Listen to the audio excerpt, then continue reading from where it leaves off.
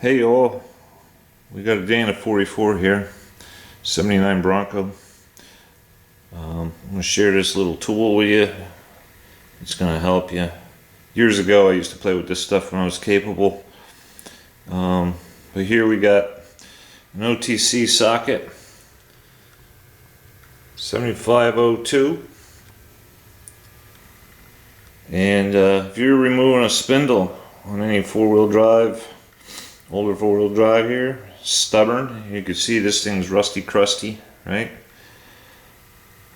Back in the day I used to use blocks of wood to preserve the spindle so it didn't hurt it when you're beating on it. Then resort to using the spindle nuts and beating on the spindle nuts and egging the spindle nuts, and I never destroyed a spindle, but I never had a real stubborn one. Here you go. We have here a stubborn one. Screw this socket on. It's got three sizes in it: 2-inch, 1 5/8, and looks like a metric M38 size.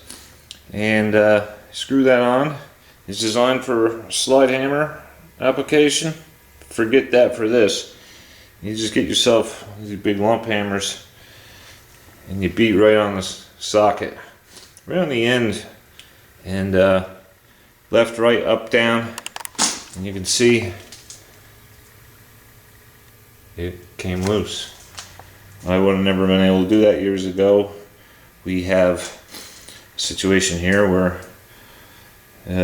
we had to resort to something a little heavier duty, and this trick may get your spindle off. That socket, I think, goes for 60 bucks or so.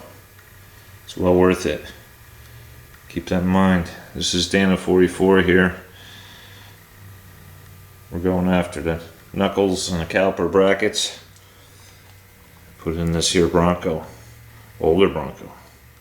There we go. Hope this helped you. Thanks for watching. Bonus segment. You want to get your knuckle off.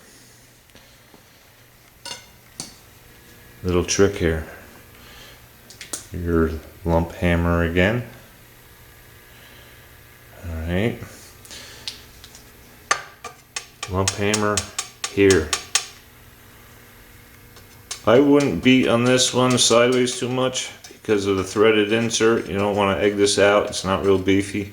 But strike this one down. Maybe a couple little taps on the side, but don't egg this out. It's important. There's threads inside. But just strike. You're not saving a bowl joint, so just strike this down. And there's no way to strike this down, but this is just a tapered, both of them tapered, like tie rod end. Strike this right here. Just repeatedly, top, bottom. You can sometimes see the top release first, a little bit, and then just keep striking the bottom sideways.